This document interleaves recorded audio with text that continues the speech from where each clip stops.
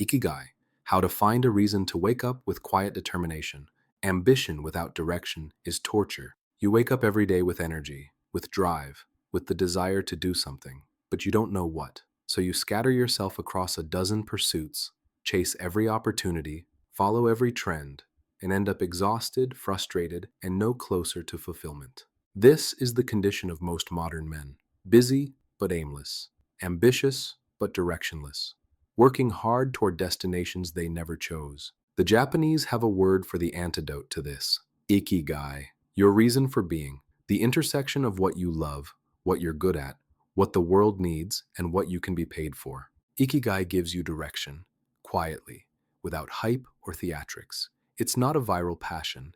It's not a performance. It's a sustainable reason to wake up with quiet determination every single day. Today, I'm going to show you how to find yours. Let me take you to Okinawa, Japan, one of the world's blue zones, where people routinely live past 100 years old. If you walk through the villages there in the early morning, you'll see something remarkable. Elderly men and women, 70, 80, 90 years old, waking up with purpose, not dragging themselves out of bed, not dreading another empty day, rising with a quiet sense of mission. There's a fisherman, 83 years old, who doesn't fish for a living anymore. He doesn't need to, but 3 mornings a week, he goes down to the dock where the young fishermen gather, and he teaches the children how to tie knots, the proper knots, the ones that hold under pressure, the ones his grandfather taught him 70 years ago. Nobody pays him. Nobody films it for social media. Nobody writes articles about him. But if you ask him why he does it, he'll tell you simply, "This is my ikigai. I know knots. The children need to learn, so I teach." There's a craftsman, 76 years old, who shapes wood in a small workshop behind his house. He makes bowls, cutting boards, small furniture pieces. He's been retired from his job for 11 years, but he's never stopped working. Because the work isn't just work, it's who he is. He doesn't sell much.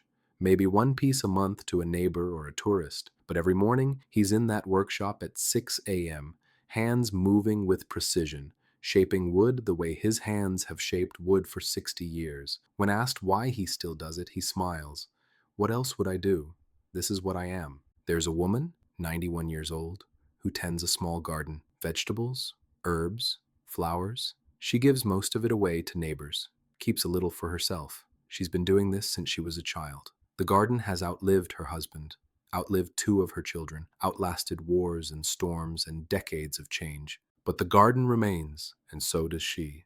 Every morning, tending, growing, creating. This is Ikigai, not retirement, not leisure, not the absence of work, but the presence of purpose, sustainable, quiet, deeply rooted purpose that doesn't need applause to continue. These people don't retire from purpose, they retire from jobs, and there's a profound difference. If you've ever felt the emptiness of working hard at something that doesn't actually matter to you, if you've ever wondered what it would feel like to wake up with genuine purpose instead of obligation, hit the like button. This framework is about to change how you see your entire life. In Okinawa, they don't have a word for retirement in the way we understand it. Because purpose doesn't have an expiration date, you don't stop being who you are just because you turned 65. This is what the West has lost and desperately needs to rediscover: the understanding that purpose isn't something you achieve, it's something you embody. So, what exactly is Ikigai? The framework is often shown as 4 overlapping circles, but let me reframe this for you, not as a trendy diagram, but as a filtering system that separates sustainable purpose from fleeting passion. Circle 1: what you're good at. Not what you wish you were good at, not what looks impressive, what you're actually competent at, what comes easier to you than to most people, what you've developed skill in through practice and time. This is about honest self assessment. Strip away the ego. What can you actually do well? Circle 2: what the world needs. Not what you think the world should need, not your vision for humanity. What people actually need right now. What problems exist that you could help solve? What value you could create that others would genuinely benefit from. This is about service, not vanity. Purpose disconnected from usefulness is just ego. Circle 3: what you can be paid for. This is where idealism meets reality. You can love something and be good at it, but if nobody will pay you for it, it can't be your ikigai, at least not your full-time ikigai. You still have to eat, This doesn't mean selling out. It means finding the intersection where your abilities create enough value that people willingly exchange money for them. Circle 4. What you love. Not what you think you should love, not what's trendy or impressive. What actually absorbs your attention. What you do even if nobody paid you. What makes time disappear. This is the fuel. Without love for the work, everything else is just employment. Ikigai lives at the intersection of all four. Now, here's what most people get wrong about this. They think Ikigai is passion. It's not. Passion is volatile, emotional, inconsistent. Passion burns hot and burns out. Passion needs constant excitement to sustain itself. Ikigai is alignment. It's the quiet hum of doing work that fits who you are. It doesn't need to be glamorous. It doesn't need to be viral. It needs to be sustainable. The fisherman tying knots with children, that's not passion, that's alignment. He's good at knots. Kids need to learn. It costs nothing. He loves passing on knowledge. 4 circles, perfect overlap. The craftsman shaping wood, not passion, alignment. He's skilled. People need functional, beautiful objects. He can sell enough to sustain the work. He loves the process. 4 circles. The gardener growing vegetables, not passion, alignment. She knows how to grow. People need food and beauty. She can sustain herself. She loves the rhythm of seasons. 4 circles. This is why Ikigai is so powerful. It doesn't require hype to sustain itself. It's self-reinforcing.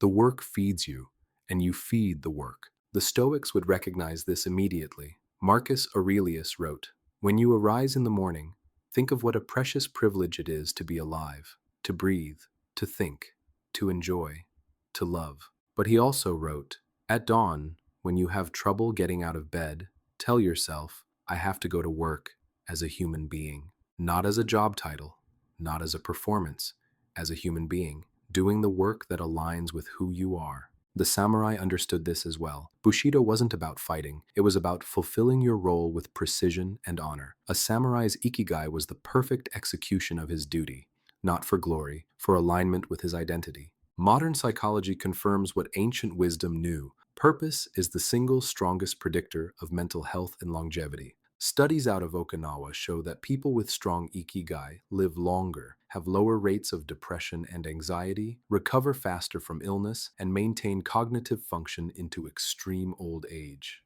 Why? Because purpose creates direction, and direction transforms suffering from something that destroys you into something that refines you. When you have ikigai, pain becomes fuel instead of resistance. Setbacks become data instead of defeat. Hard work becomes meaningful instead of draining. Without Ikigai, everything feels like an obstacle. With Ikigai, obstacles become part of the path. So how does this actually work in modern life? Let me give you concrete examples. Example 1, the coder. There's a guy, let's call him James, who's a software engineer at a big tech company. Decent salary, good benefits, but he feels empty. The work is just transactions. He solves problems, gets paid, solves more problems. No connection, no meaning. But James has always loved elegant code. Not flashy code, not trendy frameworks, just clean, efficient solutions that work beautifully. That's what he's good at. That's what absorbs him. He also notices something. Small businesses are drowning in terrible software, clunky systems, complicated interfaces, tools that create more problems than they solve. So James starts building simple, elegant tools for small businesses, inventory systems, scheduling apps, customer management tools. Nothing glamorous, but useful, needed, and he can charge for them because they save business owners time and headaches. He quits his job 2 years later, not to get rich, to align. His ikigai, building elegant tools that help small businesses run smoothly. He's good at it. The world needs it. He gets paid enough. He loves the process. 4 circles. Perfect overlap. Example 2. The gardener. A woman named Maria works in corporate HR, hates it, dreads Monday, counts hours until Friday, but she has a mortgage, responsibilities, can't just quit. But Maria has a secret. She's exceptional with plants, not just growing them, designing spaces with them. She can look at a small, ugly backyard and see exactly how to transform it into a peaceful, functional garden. She starts small, helps a neighbor redesign their yard for free, then another. Word spreads. She starts charging, not much at first, but enough. She books 10 clients, then 20. Then she realizes People desperately need beautiful outdoor spaces. They just don't know how to create them. She quits HR, starts a quiet business designing small backyards for busy professionals who want peace, but don't have time or knowledge to create it themselves. Her Ikigai, creating peaceful outdoor spaces for people who need sanctuary. She's good at design. The world needs more beauty and peace. She gets paid fairly. She loves seeing transformations. Four circles, alignment. Example. 3. The teacher. A man named David taught high school for 15 years, burned out. The bureaucracy, the testing, the constraints. But he genuinely loved the moments when a concept clicked for a student, when confusion turned to understanding. That was the fuel. He realizes he's good at explaining complex ideas simply. People always need to learn. He can create courses online and charge for them. He loves teaching when he controls the method. He transitions, not overnight, slowly, carefully, builds an audience, creates courses teaching what he knows best, eventually replaces his teaching salary. More importantly, he regains alignment, his ikigai, helping people understand difficult concepts through clear teaching. Four circles. Here's what all three have in common. They didn't chase viral success. They found alignment. They didn't need massive audiences. They needed enough value exchange to sustain the work. They didn't wait for permission. They cultivated their ikigai slowly, like the Okinawan gardener tending vegetables. Now, let me give you reflection prompts to find yours. What activity absorbs your attention? Not what impresses people. What makes you lose track of time? What do you do where 2 hours feels like 20 minutes? What challenges feel meaningful, not exhausting? All work is hard, but some hard work drains you, and some hard work fills you. Which challenges would you still pursue, even if they were difficult? What value would you create if nobody could judge you? Remove the audience entirely. If no one would ever know, never see, never praise or criticize, what would you build? That's where your real ikigai hides. Psychology tells us why this matters. Purpose doesn't just make you happier, it fundamentally changes how your brain processes difficulty. Without purpose, obstacles trigger stress responses: cortisol, anxiety, avoidance. With purpose, obstacles trigger problem-solving responses: focus, creativity, persistence. Same obstacle, different neurological response, all because of alignment. This is why the fisherman in Okinawa doesn't stress about teaching knots. It's his ikigai. Challenges are just part of the process, not threats to his identity. This is why the craftsman doesn't get frustrated when wood splits wrong. It's his ikigai. Setbacks are data,